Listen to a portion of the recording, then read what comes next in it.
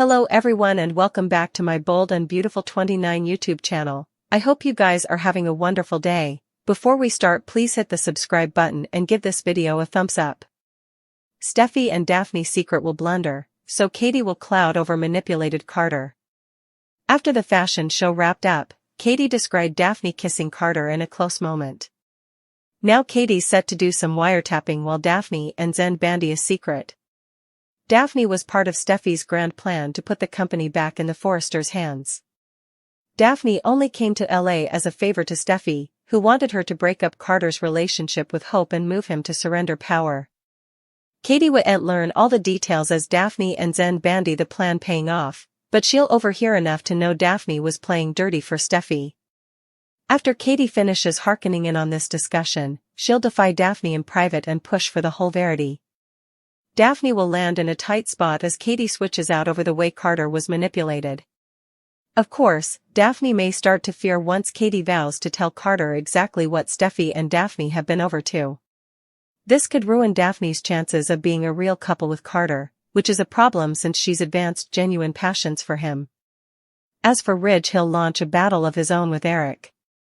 Eric's looker idea put Brooke in the limelight and created plenitude of buzz, but now Taylor is feeling hurt and insecure. Although Ridge will have some issues with Eric's trick, Eric will continue to defend it and will remind his son that Brooke is his fortune. We'll see Eric make further prognostications about Brooke and Ridge's future together, so Ridge will have a lot to suppose about. Katie to demand the verity from Daphne. Ridge confronts Eric about the looker scheme. Ridge to defy his father about the trick he pulled at the fashion show. While Brooke showing up in the looker did save the show, it's now giving her the wrong idea. For one thing, everyone at that show sounded to admire that Ridge was with Taylor. Heidi Montag and Spencer Pratt indeed reflected on it. Eric and Brooke's trick would have been cute if both were single. Not so cute when one of them is in a married relationship. Ridge will defy his father about his intentions. Eric will contend that Ridge belong together and he's fighting fortune. Still, that is Eric's decision to make. For times, the cleaner characters all talked about esteeming connections. Still, Eric and Brooke's conduct are a sign of clear discourteousness. Ridge will tell his father that he'll always love Brooke, but he's married to Taylor. Whether they're right or wrong for each other isn't really the issue, Eric's hindrance is the issue. Katie eavesdropped Daphne talking to Zen. Katie will defy the nose about what she heard. In fact, an exercise clip shows a furious Katie calling out Daphne for only being at Forrester Creations to do Steffy dirty work. Suckers know that Daphne has developed passions for Carter. Still, Katie is right that Daphne only came to FC to do Steffy's dirty work. Daphne might try to explain that her passions are genuine, but Katie will be bothered about Carter's heart. The last thing Carter needs is to jump into another love, especially if he's not indeed over Hope yet. The other issue with Katie is that she could gossip to Carter about what she eavesdropped, that could have Carter questioning Daphne's true intentions. Katie will catch Daphne kissing Carter while Steffy and Taylor lose it over Brooke trick. Katie will watch hard as Daphne makes another play for Carter. Daphne hasn't been shy about what she wants, so she'll have no problem cozying up to Carter again and leaning in for a lip cinch. Of course, Daphne will continue to trash Hope and try to shut down Carter's fight for a reunion. We'll hear Daphne make further prognostications about Carter belonging with her rather, but Carter will still want to win Hope back. Indeed so, that wouldn't stop Carter from letting Daphne kiss him and allowing her to cross this line. Katie will have a front row seat to the smooch, so she'll cloud over Daphne throwing herself at Carter and obliging him to choose her. Over with Steffy and Taylor, they'll hit the roof over the trick Brooke just pulled with Eric's help. Taylor and Steffy will get updates on the whole looker story, so they'll get indeed angrier as further details come to light. The fact that Brooke stole this grand homestretch spot as a way to get Ridge attention will really rile Taylor and Steffy up. Eric will face counter-reaction for his part in orchestrating all this, so he'd more be prepared for some drama. Still, it's Brooke who'll get up most of the blame from Steffy and Taylor on Monday's show. It presumably wouldn't be long until Taylor and Steffy corner Brooke to blast her for her manipulative move. Although Brooke will count on this flashy display to push Ridge toward a reunion, effects wouldn't go according to plan. Luna continues to deal with her daddy issues while Lee shares a stark warning for her son. Meanwhile, Liam wants to know what's going on with Steffy's marriage. At the launch of Thursday's occasion, Luna felt bad that Sheila had to sneak around to see her granddaughter. Sheila assured Luna that Deacon will ultimately come around to their relationship. He just demanded time to reuse the shocking news. She's being exorbitantly auspicious about this situation. Still, Sheila wanted Luna to concentrate on the man in her life. No, she doesn't mean Will. She meant Finn.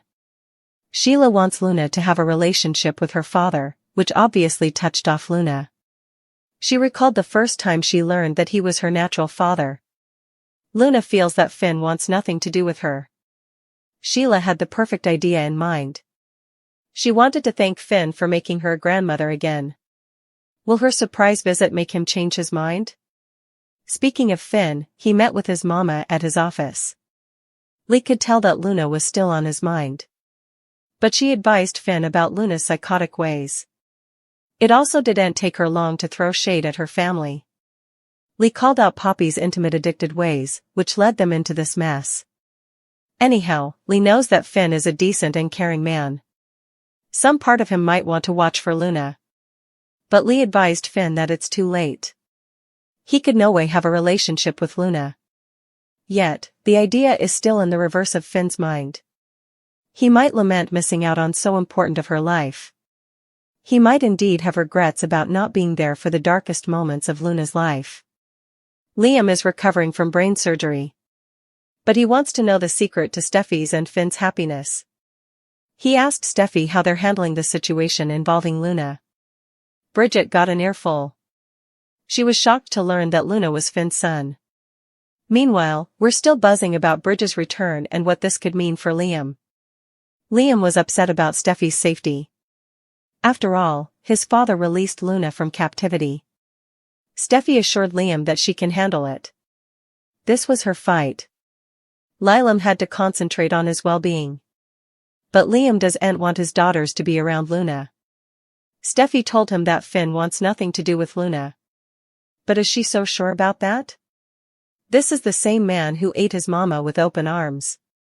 Liam's condition worsens as enterprises about him grow. Meanwhile, Steffy learns the verity from her hubby. Liam's worsening condition. Who knew that a bump on the head would lead to a grim opinion? He missed the daddy-son cotillion as Grace and Bridget discovered he'd a mass on his brain. Liam is the last to know about his condition. Steffy learned that commodity was wrong. She watched Liam dance with Kelly as she was overcome with emotion. What didn't help was that she got a textbook from Finn intimating about Liam's condition. When the two hugged, Steffy broke down in gashes. Kelly wanted to know what was wrong. Her mama told her that she was happy to see that her son was happy. She noticed that it was a special night. Kelly asked her father for another cotillion, but he told her that he demanded to rest. Liam told Kelly that it was her bedtime anyway. Grace and Bridget were in unbelief over Liam's condition. Finn learned that Liam was terminal. Bridget was especially concerned about Liam leaving the sanitarium. She advised Finn that Liam needs to come back. The Croakers were relieved that Liam wasn't driving. Finn returned home to Steffy. Latterly in the occasion, Liam put Kelly to bed. He plotted to remove the stuffed creatures from the bed. Kelly asked for a story. Liam tried to read a story about Professor Frog, but his vague vision averted him. Kelly realized commodity was wrong with her pater. Steffy learned about Liam's terminal illness downward. She wanted to know if the mass was as bad as it sounded. Finn apologized for participating this news by textbook, but wanted her to know. He advised Steffy that Liam demanded to be back in the sanitarium. Unfortunately, there's no cure for Liam's condition. That's when Finn told Steffy that Liam was dying.